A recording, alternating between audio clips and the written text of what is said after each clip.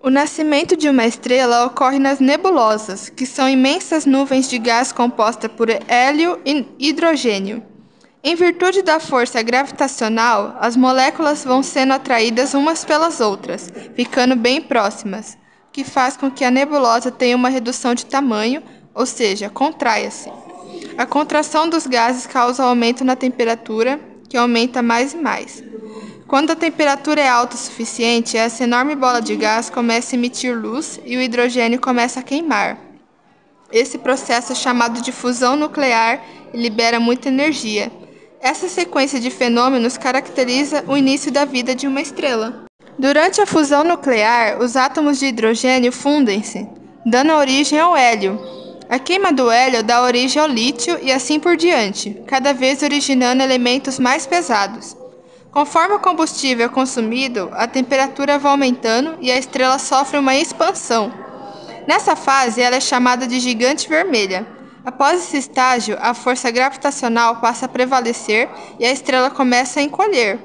No interior das estrelas, a temperatura é muito alta. O núcleo do Sol, por exemplo, chega a 15 milhões de graus Celsius. O tempo que uma estrela viverá dependerá de sua massa. Quanto maior a massa, mais calor e luz ela liberará.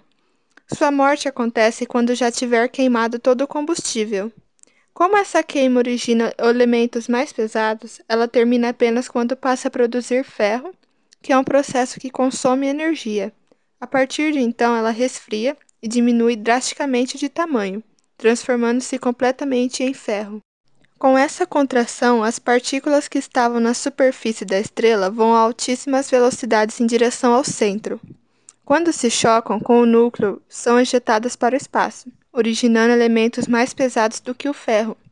Os gases que são liberados no espaço dão origem a uma nova nebulosa, de onde pode surgir novas estrelas. Como é o céu em outros planetas? Varia bastante, é claro. Basicamente, há 4 fatores envolvidos: composição da atmosfera, iluminação das estrelas próximas, partículas em suspensão no ar e reflexo dos componentes do solo. Sendo assim, é possível fazer estimativas sobre o que você veria se pudesse estar em outro planeta e olhar para cima. Mas é melhor ir com calma. Até hoje, poucas sondas visitaram lugares fora da Terra e as câmeras que elas carregavam continham filtros que privilegiavam a observação de outros detalhes mais interessantes para os cientistas. Você já deve ter ouvido alguém dizer que as estrelas que vemos no céu já estão mortas, certo?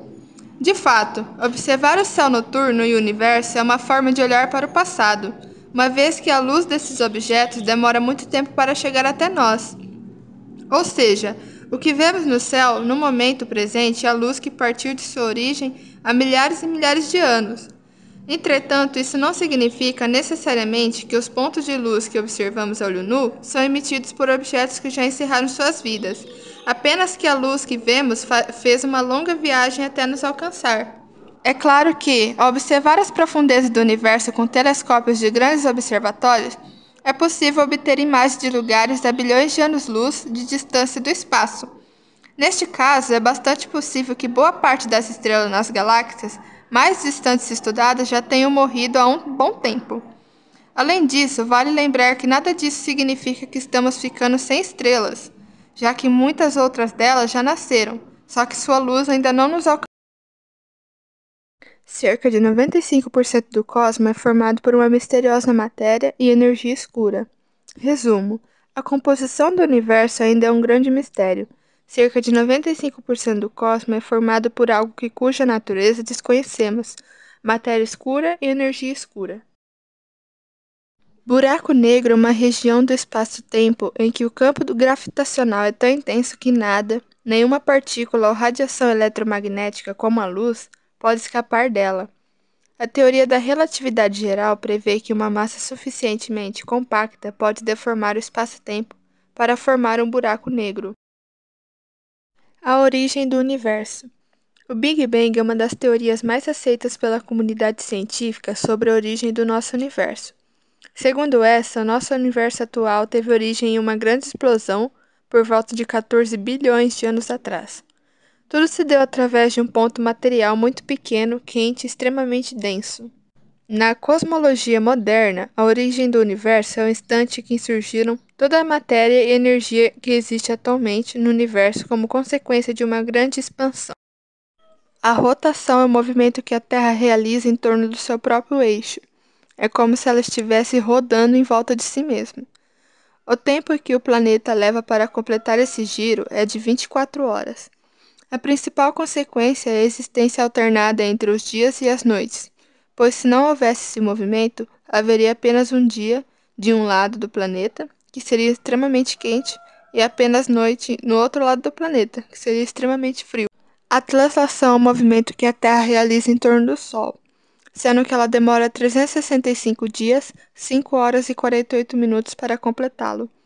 Esse movimento é o responsável direto pela existência das estações do ano. Como o eixo de inclinação do nosso planeta é 23 graus e 27, há períodos em que os dias são maiores do que as noites, solstícios de verão. Também períodos em que as noites são maiores do que os dias, solstícios de inverno, e períodos em que eles possuem a mesma duração, equinócios de primavera e outono. O que é uma estrela cadente? Estrela cadente é o pedaço de meteoro de outra partícula cósmica que, ao entrar na atmosfera da Terra, deixa um rastro luminoso por onde passa devido à queima do seu material. Lembrando que as estrelas cadentes não são de fato estrelas, mas sim corpos celestiais, como meteoros ou pedaços de asteroides, que atingem a atmosfera do planeta.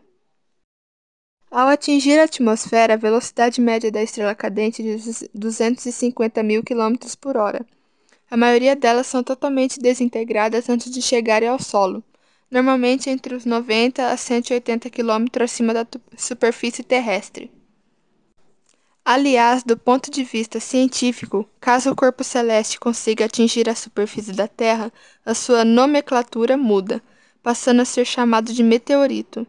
O termo meteoro ou estrela cadente costuma ser usado apenas para partículas cósmicas que se desfragmentaram totalmente quando entram em contato com a atmosfera terrestre. Um planeta telúrico ou planeta sólido é um planeta rochoso assim como a Terra. Os planetas telúricos do Sistema Solar são Mercúrio, Vênus, Terra e Marte. Estão mais próximos do Sol e por isso estão situados no Sistema Solar interior e têm maior densidade do que os planetas gasosos.